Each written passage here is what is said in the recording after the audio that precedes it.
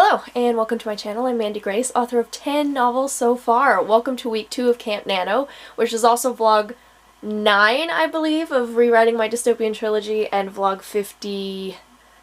I want to say 52 of rewriting all of my old books. There's too many modifiers for these videos now. It's getting ridiculous.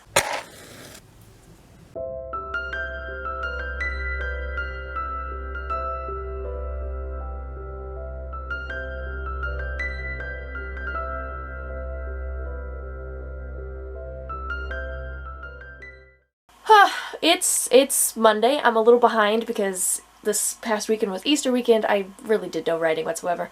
So the daily word count on the NaNo site that I need to hit today is just over 1,600, which is a little bit higher than the 1,500 a day word count goal I've been doing for the past 2 months or something with my hedgy sister. So yeah, I'm gonna have to stretch a little bit. We'll see how that goes. Okay, Prickle done for the day, I guess. I'm gonna have to write again. I only wrote 700 words today. Sorry, I was trying to rest my elbow on a stack of books and books moved. Only wrote 700 words just now, which is not a lot for me on a prickle. That's a sad writing day right there. But it's fine. We've crested 30K. We're this close to the POV splitting, to Cassie going off on her own adventure in the middle of Cindy's book.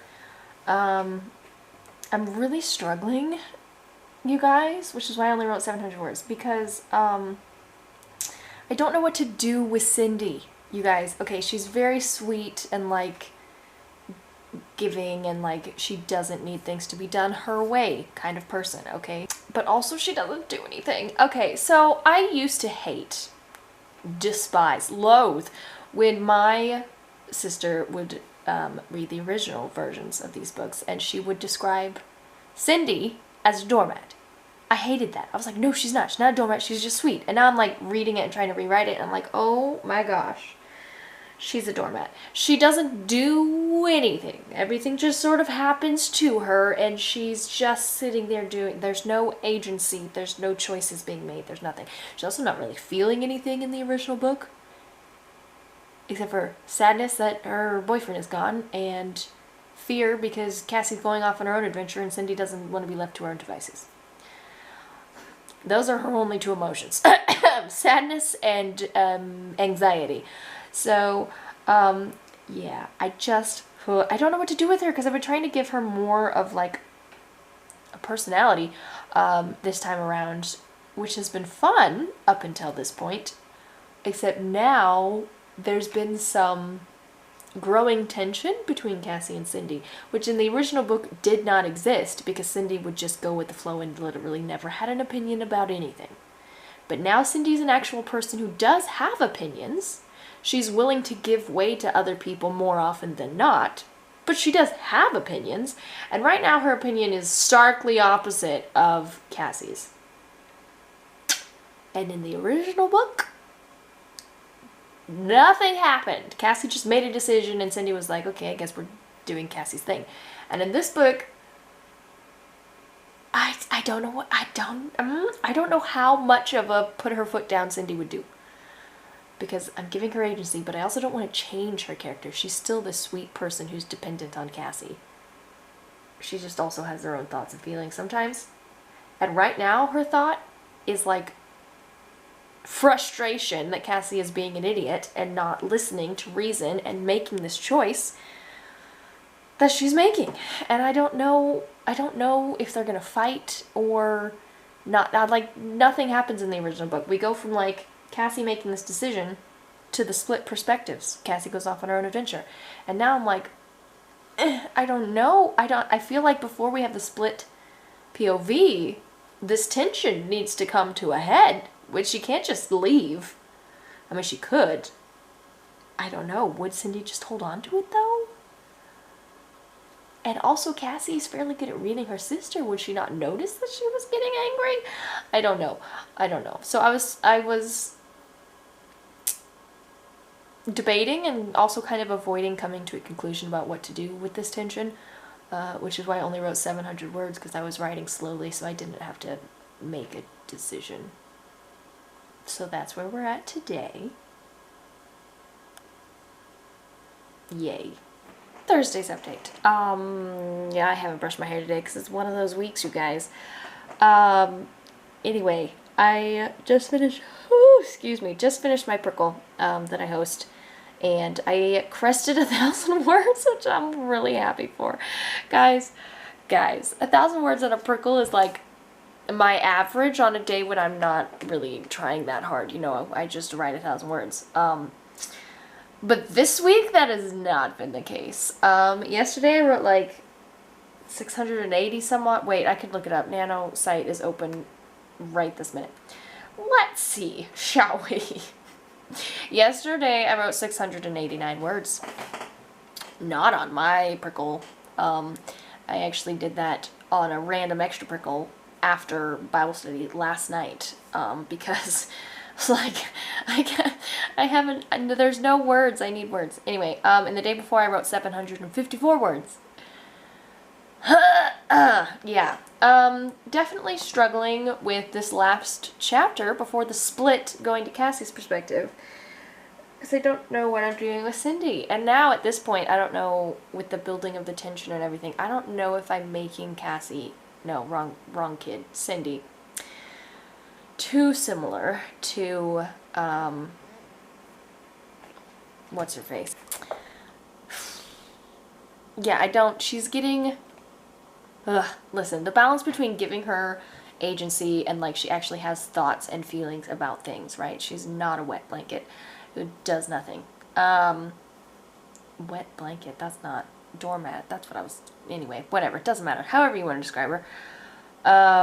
Yeah, making her into an actual whole person, is making her act completely different from Cindy in the original book, which was not my intent. I still need her to be codependent on her sister. I still need her to be a very sweet human being who gives way to other people very easily. Yeah, like I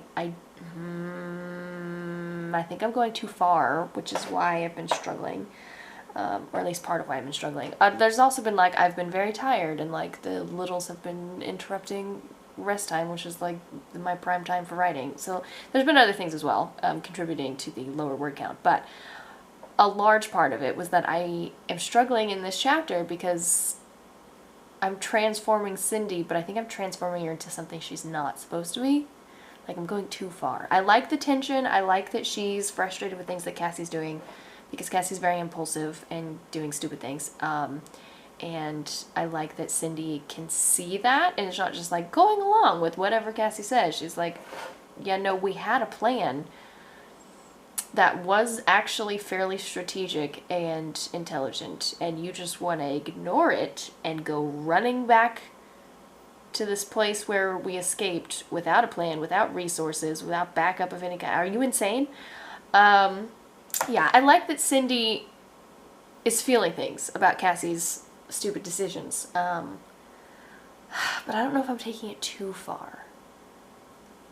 Like, she's too frustrated, too annoyed. Not that she can't get annoyed, she's allowed to have feelings, but in the original book, Cindy trusts Cassie implicitly. It's like any decision that Cassie makes, Cindy just goes with it because it's Cassie and we trust Cassie.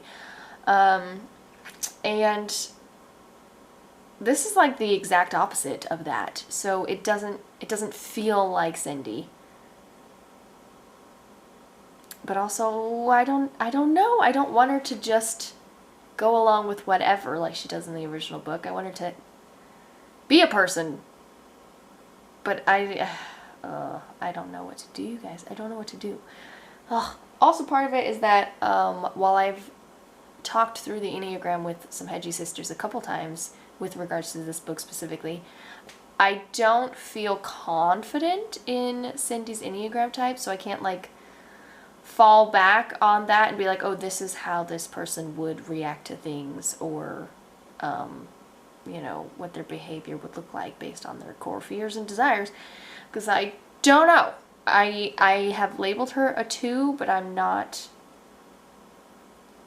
fully satisfied with I don't know. I need to get on a brainstorm, Prickles, what I need to do, and then just rant about all of this to the hedgies and get actual feedback, because while this is minimally helpful, because being people smart, I do verbally process things, you don't talk back to me. You're just a camera.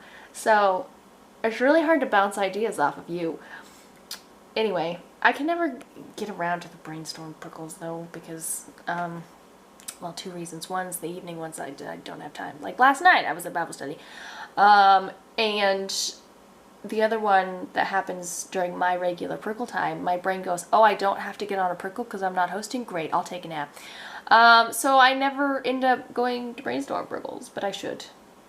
Well, I'm going to stop ranting. I'll give you a little peek at Val, and then I have things to do nanny-wise, so I need to stop focusing on the writing stuff. I might write again later today because I only hit 1,000 words, and technically, because the last 2 days have been under 1,000, the daily word count has gone up to 1,700. It's stretching.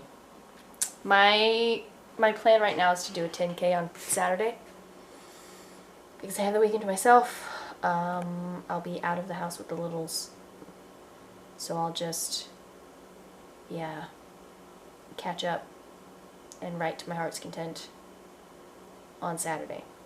But until then, we'll keep trucking along, and I do want to try to hit the daily word count, so I need to write again at some point. Okay, I lied. I did hear his feet, but he's not actually out of his bag. Oh, there he is. Hi! Talking about you. I should fill your water bowl.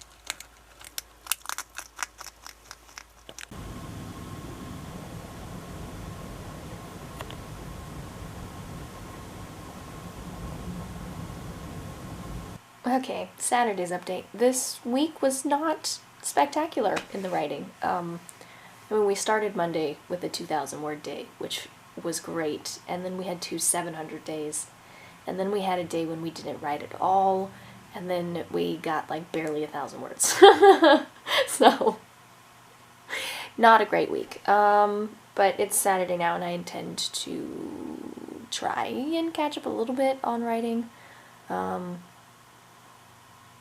Hopefully next week is more productive. At least I was still writing, even on the 700 days, which was, you know, mostly thanks to my hedgie partner in crime, who holds me accountable on a daily basis.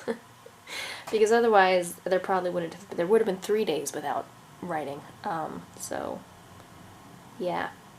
Not a strong week, but we're just under 32K for the story. Still in the chapter of, like, trying to split Cindy and Cassie. I haven't actually written the potential fight scene yet. I'm gonna get through this chapter, and then I think things will pick up. Anyway, that's gonna be the end of this vlog because it was supposed to, like, publish today. That's a thing.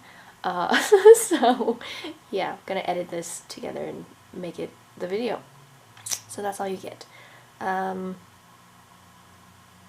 I don't really have anything else to say. So, the end. All 5 of my Robin Hood books are in the description. We should all take a moment and appreciate the fact that all 5 of them are there now, because that's a recent development.